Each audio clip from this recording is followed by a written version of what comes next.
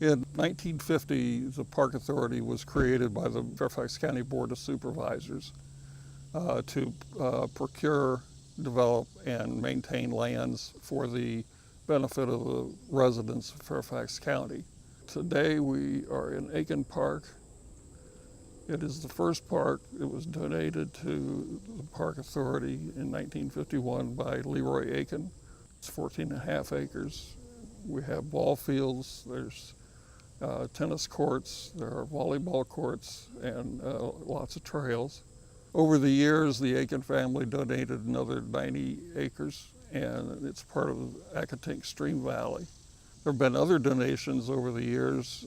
Certainly, the largest donation was Huntley Meadows Park, which we got in 1974. Eleanor C. Lawrence Park, which came about in the later 70s. So a number of parks have also been acquired. The first acquisition was actually Great Falls Park. It is now been sold back to the federal government and is part of the Great Falls National Park. Over the years, the Park Authority has acquired land. They've gotten land through dedication, and they've gotten land through donations. Major acquisitions have included Lake Fairfax and Lake Accotink, and the dedications have included most of the stream valleys in Fairfax County.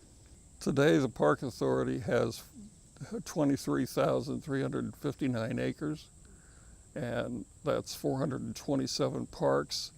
That equates to 20.64 acres per 1,000 residents. That far exceeds the original 1950 goal of 15 acres per 1,000 in a county of over 1 million residents.